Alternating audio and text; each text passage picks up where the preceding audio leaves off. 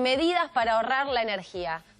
La semana pasada estuvimos, por ejemplo, en París con Juan Dillon. Seguimos recorriendo el mundo. Esta vez nos vamos a ir a Alemania, donde hay un colega que nos va a mostrar y nos va a contar un poco qué medidas se están tomando allá en Alemania. Saludamos a Néstor Bustamante. Néstor, ¿cómo te va? Facundo Pastor y Cata Delía, ¿cómo andás? Hola, ¿qué tal? Es un gusto charlar con ustedes y con la audiencia. Efectivamente, Alemania está pasando por una de sus crisis más fuertes desde lo que ha sido la reunificación. En las últimas veces que daba entrevistas con ustedes hablábamos de que la pandemia y la recesión que venía con la pandemia habían sido las crisis económicas más fuertes por las que había pasado Alemania, pero eso no están haciéndole sombra ni siquiera a la situación por la que estamos pasando ahora, con un 10% de inflación interanual. Claro. En realidad no llega al 10, pero sigue siendo del dígito, pero muy cercano al 10% de inflación interanual, particularmente para agosto. Alemania está viendo unos incrementos en el costo de la canasta básica, del costo de vida muy altos, los cuales se notan muchísimo cuando uno va al supermercado, ¿no? Hablando de precios, por ejemplo, de la manteca, de la harina, que están en 4 veces los precios que tenían antes de comenzar la guerra con Ucrania. Más allá, digamos, de los precios, te preguntamos un poco por cómo está impactando la crisis energética y qué medidas concretas han tomado que vos estás notando en tu día a día, ¿no? Venimos de ver, Néstor, por ejemplo, cómo apagan la Torre Eiffel en un momento determinado en París. ¿Esto está empezando a pensarse allí en Alemania? No, no está empezando a pensarse. Esto viene pasando hace un mes y medio. El arco que está mostrando en pantalla, por ejemplo, permanece prendido muchas menos horas. Claro. Y el resto de esos monumentos que están mostrando son en Berlín y están apagados. O sea, se apaga, ya no está más lo que pasa para los turistas. Esos también monumentos en Berlín que están mostrando en pantalla. Y se apagan, ya no se ven las luces que solían tener los monumentos históricos en Berlín. Esto ya está pasando. Ya pasa hace un mes y medio. Porque sí.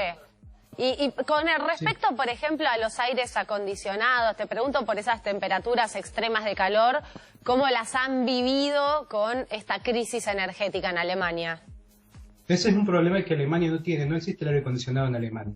Algunas empresas muy grandes, en algunos lugares muy centrales tienen aire acondicionado, pero al tener temperaturas que muy raramente superan los 40 grados en Alemania, no hay cultura del aire acondicionado. Y es algo que se reforzó mucho con la cultura verde, digamos. Así que claro, no hay aire acondicionado en los taxis, uno se sube y se transpira los días de mucho calor. Yo después de haber vivido en otros países donde el aire acondicionado es muy común, fue un cambio muy fuerte para mí venir e ir a la oficina y transpirar con mis colegas, porque a lo sumo habrá un ventilador, pero no hay aire acondicionado. Así que ese no es un problema. El problema más grande para Alemania es el invierno. Al punto de que el mes pasado, a fines de agosto, todos respiramos hondo, porque el gobierno anunció que el 80% de las reservas, Alemania no tiene unas reservas durante todo el año, sino que va colectando reservas.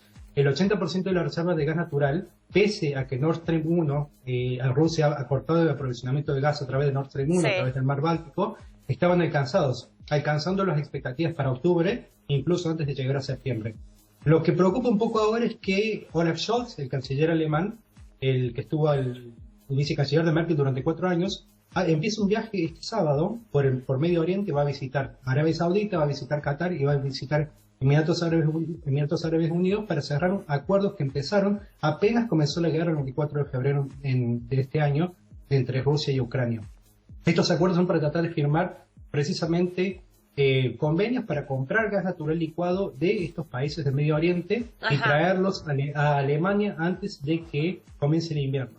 Por eso es que hay un poquito de mensajes cruzados. Esto es algo que no es teoría de conspiración, esto está en los medios oficiales, pero se contradice un poco la información de que ya hemos alcanzado las expectativas para octubre, pero aún así todos estamos desesperados de ir hasta Arabia Saudita a hablar, por ejemplo, creo que todos saben que el líder de Arabia Saudita, o el príncipe reinante de Arabia Saudita, Mohammed bin Salman, ha sido acusado formalmente del asesinato de Jamal Khashoggi, que es un colega de ustedes, ¿no? un periodista que tenía nacionalidad estadounidense, asesinado en la embajada de Turquía, de la embajada de Arabia Saudita en Turquía, en Estambul. Y pese a eso, Olaf Scholz va a ir y se va a sentar con este hombre y va a tratar de conseguir gas natural licuado para poder tener más capacidad de soportar el invierno. Hay que entender un poco cómo funciona la ley alemana y el contexto alemán.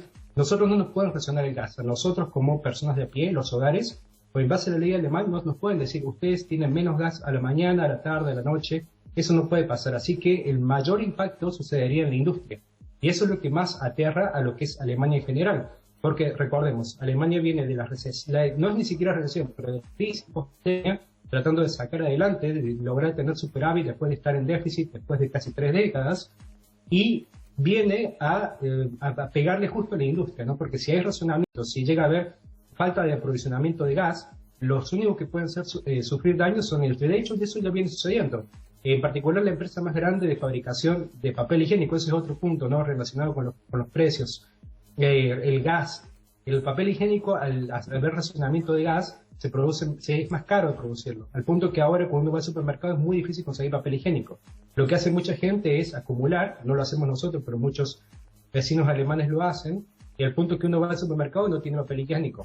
Compra servilletas de papel o cosas alternativas. Néstor, y eso tiene que ver porque la planta que producía papel higiénico, la más grande, tuvo que ir a bancarrota, hace 2 semanas en bancarrota, porque los costos de gas le impedían poder seguir funcionando. Déjame sumarlo a Lucio y Mateo, que tiene preguntas para vos. Lucio, dale. Néstor, ¿cómo estás? Ahí te seguí atentamente lo que decís. La pregunta es, ¿hay productos que en Alemania ya están escaseando o subiendo de precios y la población directamente le echa la culpa a la falta del gas ruso? Se tome para donde se tome la culpa, ¿no? Es culpa de los alemanes que no le previeron, es culpa de los rusos que no nos mandan gas, pero ya hay en la población esa sensación de tenemos menos papel higiénico, tenemos esto más caro, justamente porque no está viniendo el gas de Rusia como siempre lo hizo.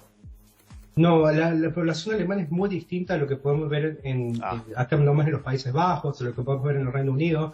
Primero que nada, apenas empezó la guerra, Deutsche Welle, que vendría a ser el medio oficial de Alemania, hizo una encuesta para preguntarle cuántos los alemanes estarían dispuestos a sufrir economía de guerra, ¿no? A sufrir frío durante el invierno, a sufrir inflación, y cerca del 80% de las personas encuestadas dijeron que no tenían problema con eso. Ahora el número ha bajado por debajo del 50%, pero todavía es un porcentaje amplio que está dispuesto a ceder libertades, comodidades, a cambio de que Alemania entre en esta economía de guerra.